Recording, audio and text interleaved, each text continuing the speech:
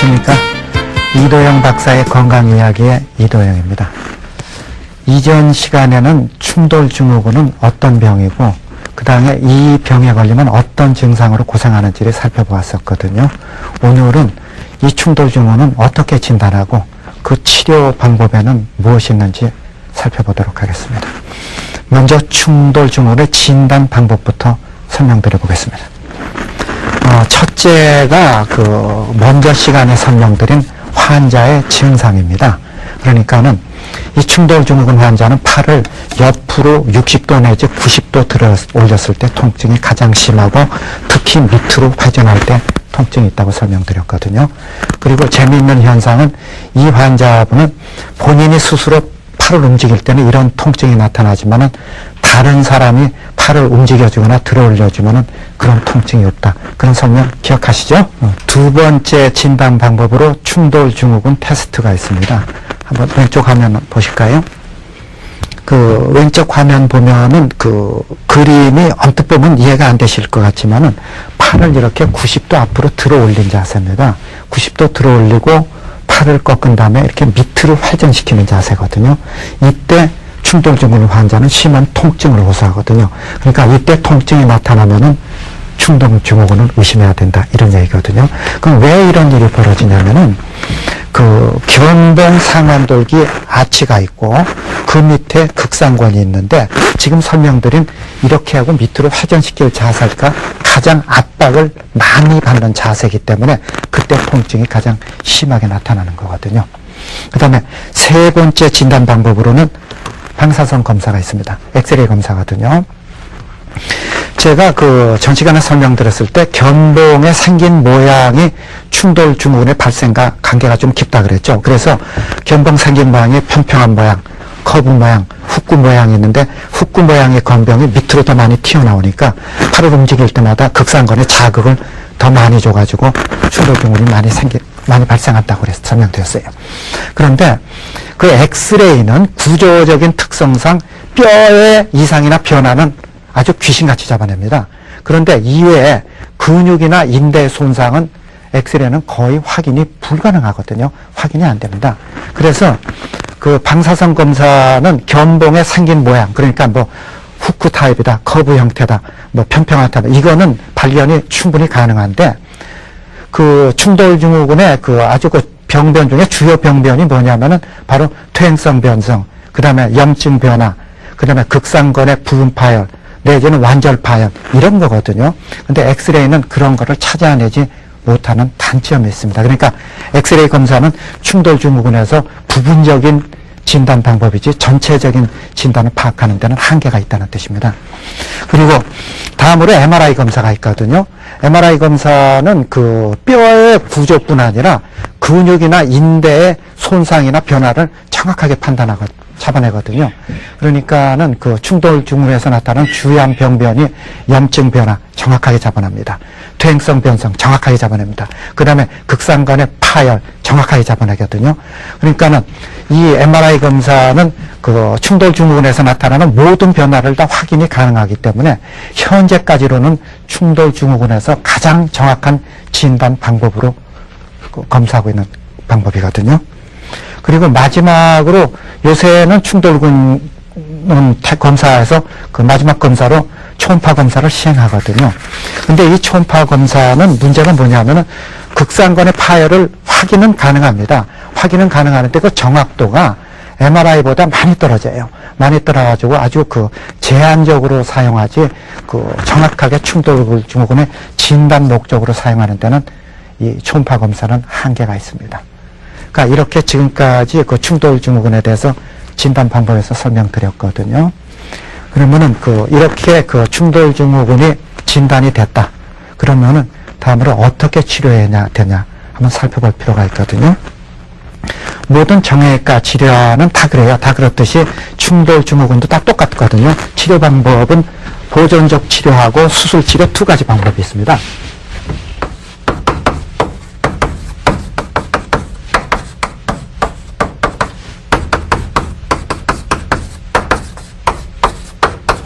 보존적 치료, 수술제 두 가지가 있거든요. 그런데 이 충돌증후군 환자가 이 통증으로 고생하는 사람들에도 대부분의 충돌증후군 환자는 일정한 시간이 경과하면은 자연 치유가 가능합니다. 그렇기 때문에 아무리 통증이 심하다 하더라도 초기에는 수술을 시행하는 것보다는 보존적 치료를 시행하는 게 원칙이에요. 그런데 예외는 있죠. 충돌증후군 환자가 3개월 이상 보존적 치료를 하더라도 증상이 좋아지지 않는다. 안 그러면 MRI 검사를 했는데 극상건이 완전 파열이 일어났다. 이럴 때는 물론 수술해야 됩니다. 그렇지만 그렇지 않은 경우에는 보존적 치료를 시행해야 되는데, 이 보존적 치료 방법에는 물리치료가 있고 약물치료가 있고 그 다음에 경관절 운동이 있고 어깨 주사치료가 있습니다.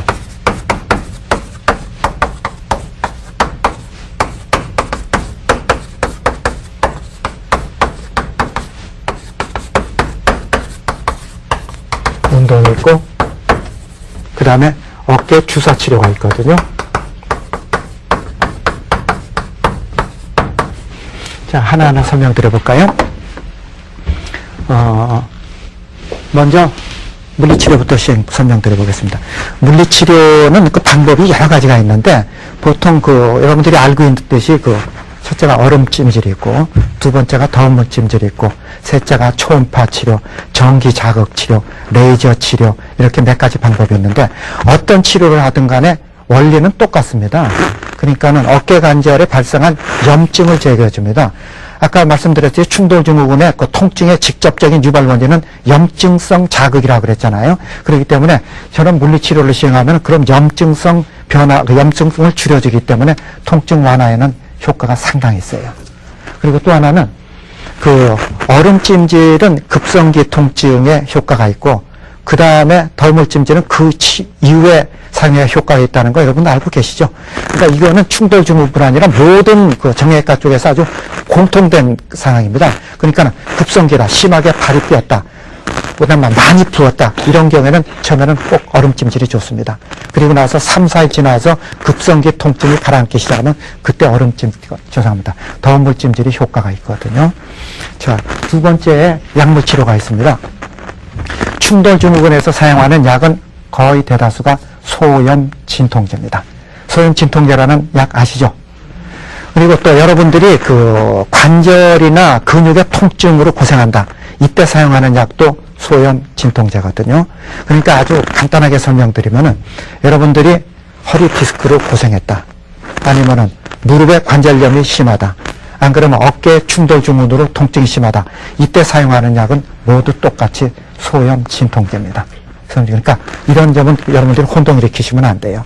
근데 제가 이런 얘기를 하면은, 그러면은 그렇게 진통제이기 때문에 약 써봐야 그때뿐이고 아무 효과 있지 않냐, 효과 없지 않냐, 이런 말씀들을 자주 하시는데, 약 이름 자체가 소염 진통제거든요. 그러니까 진통 효과도 있고 염증을 가라앉혀 준다는 뜻이 되기 때문에, 다시 얘기 드리지만 통증의 발생 원인이 염증 때문에 발생하는 거기 때문에 염증을 가라앉혀 주는 효과가 있으니까는 치료가 가능하다는 뜻이 되거든요. 그 다음에 세 번째가 경관절 운동입니다. 충돌증후군 환자는 병이 오랫동안 경과하면은 어깨가 아파서 잘 사용하지 않아서 어깨가 굳어진다고 얘기했잖아요. 그래서 어깨가 굳어지는 오십견이 추가돼 버립니다. 그렇게 되면 나중에는 통증도 심해지고 관절 움직이기 힘들고 그렇게 고생하거든요. 그래서 이런 거를 예방하기 위해서 이 충돌증후군 환자는 어깨를 지속적인 스트레칭하고 운동을 해줘야 됩니다. 그래서 어깨 주위 근육을 튼튼해지게 해줘야 되고, 그 다음에 관절이 굳어지는 거를 예방해줘야 되거든요. 그 다음에 네 번째가 어깨 주사 치료거든요. 충돌증후군의 통증의 원인은 바로 몇 번 강조드렸지만은 극상건이 퇴행성 변성이 일어나고, 퇴행성 변성이 일어나면 그 때문에 염증성 변화하고 석회화가 일어나고, 이로 인한 자극 때문에 통증이 유발되는 거거든요. 통증의 유발 원인입니다. 그래서 이런 지금까지 설명드린 보존적 치료, 그러니까 물리치료, 약물치료, 경관절 운동을 지속적으로 했는데도 좋아지지 않는다, 그때는 어깨에서 극상건이 상한 걸 부착 부위를 정확하게 찾아가지고 그 부위에다가 스테로이드 제제를 주사합니다.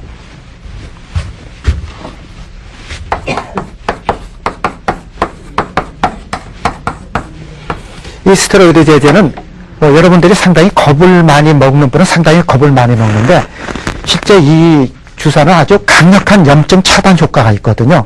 그렇기 때문에 다른 방법으로 치료했을 때 염증이 가라앉지 않을 때 저 주사를 놔주면 염증이 가라앉으니까는 통증이 굉장히 줄어듭니다.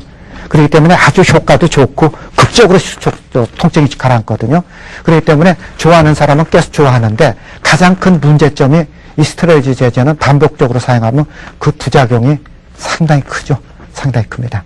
그리고 또 여러분들이 알고는 뼈주사 하는 게 바로 이 스테로이드 제제거든요. 그러니까는 이게 어떤 양면성이 있습니다. 그러니까 여러분들이 알고 있듯이 뼈주사, 스테로이드 제제는 주사 맞으면 무조건 안 된다.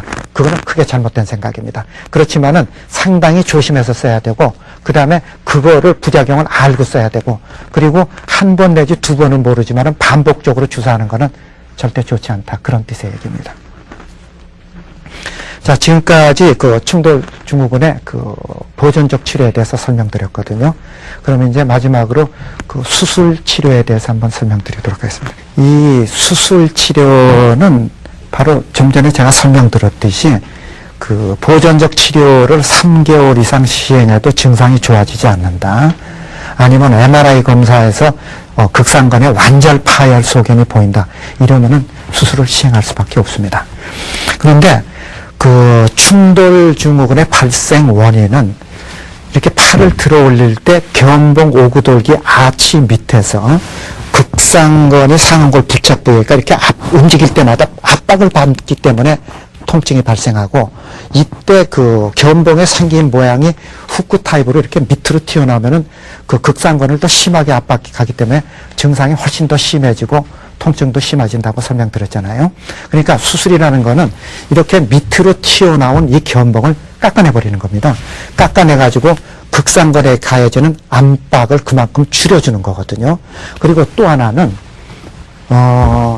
견봉 오구돌기 아치라는 단어를 썼는데, 견봉하고 오구돌기를 연결하는 인대가 있거든요. 기억하시잖아요. 그러니까 이거를 합쳐서 아치라 그러는데 이 인대를 절단해버리는 겁니다.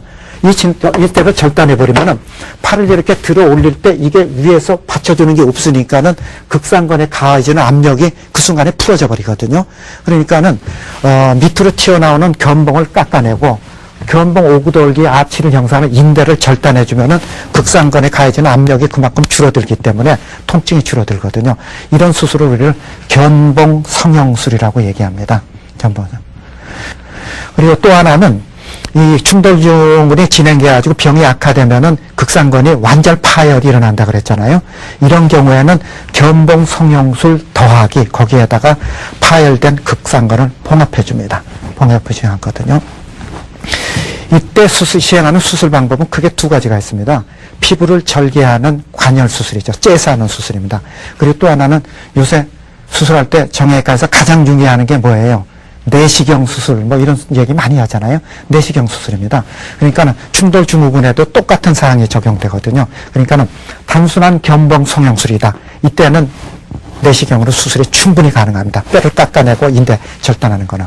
그런데 극상근이 완전 파열이 났다. 이런 경우에는 피부를 절개해가지고 파열된 근육을 봉합해줘야 하거든요. 이렇게 두 가지 방법을 그때그때 섞어서 사용하기도 하고 동시에 사용하기도 합니다.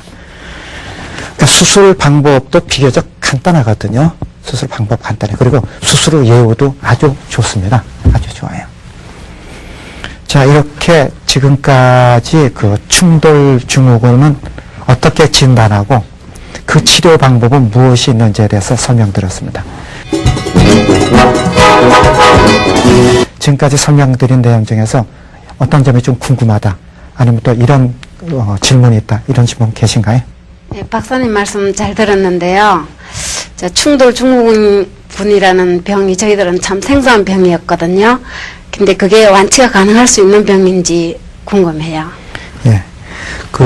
설명드리면은 보는 관점에 따라서 그렇다고 말씀드릴 수도 있고 아니라고 말씀드릴 수도 있습니다. 그러니까는 증상을 기준으로 보면은 완치 가능합니다.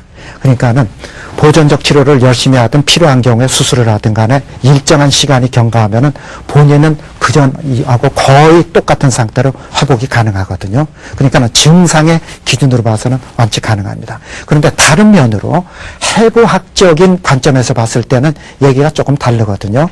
그러니까 무슨 소리냐면은 이미 그 파열된 극상건이거나 염증이 일어난 극상건은 퇴행성 변성이 이미 일어났습니다. 퇴행성 변성이 일어난 극상건은 아직까지 의학으로는 정상적인 근육으로 만들어줄 방법은 없어요. 그러니까 그런 면으로 봐서는 아니라고 대답할 수 있거든요. 근데 실제로 걱정 안 하셔도 되는 게 증상으로 회복되면 완치가 가능한 겁니다. 근데 또 다른 면으로 알아듣게 설명드리면 허리 디스크에서도 똑같은 그 질문이 성립이 되거든요. 허리 디스크 환자가 뭐 수술을 하셨든 안 그러면 뭐 운동 치료를 열심히 하셨든 침을 맞았든 해가지고 다리 저리고 허리 아픈 게 완전히 가라앉았어요. 그러면 그분이 증상으로 봐서는 디스크 완치가 된 거거든요. 그런데 이분을 MRI를 찍어보면은 이미 그 퇴행성 디스크가 발생한 사람은 그 디스크가 퇴행성 변성이 일어나가지고 색깔이 이미 까맣게 변색이 돼 있거든요. 그거는 아무리 증상이 가라앉고 정상이 됐다 하더라도 그분을 다시 MRI 찍으면은 그 상태는 그대로 있거든요. 그러니까 증상으로는 완치가 됐지만은 해부학적인 소견으로는 완치는 아니라는 뜻입니다. 그러니까는 대답은 증상으로는 완치가 가능하고 해부학적인 소견으로는 아닐 수도 있다는 뜻입니다. 어깨가 근육이 뭉쳐가지고 딱딱해지거든요. 네. 그것이 그러면 그것도 충돌 증후군인가요?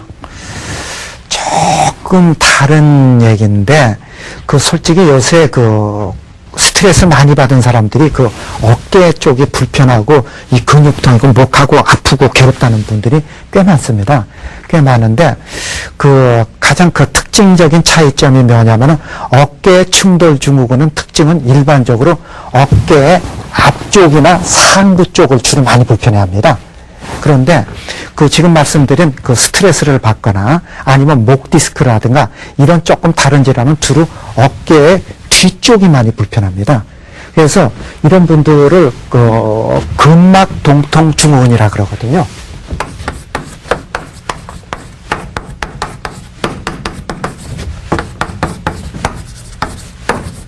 증상은 비슷하지만 조금 다릅니다. 그러니까는 어깨 뒤쪽에 근육하고 근육을 쏘고 있는 막이 어떤 스트레스나 과로에 의해 가지고 지속적인 통증을 유지하는 거거든요. 요새 그전에는 이런 근막동통 증후군이 거의 없었는데 요새가 현대사회에 되면서 자꾸 스트레스를 많이 받고 또 그 다음에 온종일 뭐 컴퓨터 두드리거나 이런 사람들이 많잖아요. 그래서 저 근막동통 증후군이 생각보다 많이 있습니다. 많이 있는데 실제는 그 증상은 상당히 유사한 점이 많지만은 충돌 증후군하고는 다른 질환입니다.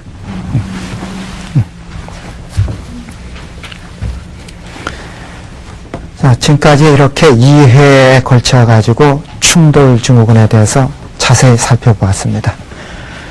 유도영 박사의 건강 이야기 이어지는 다음 순서는 그 중년 여성이 밤에 손이 저려서 고생을 많이 하시는 손저림병에 대해서 자세히 알아보는 시간을 갖도록 하겠습니다.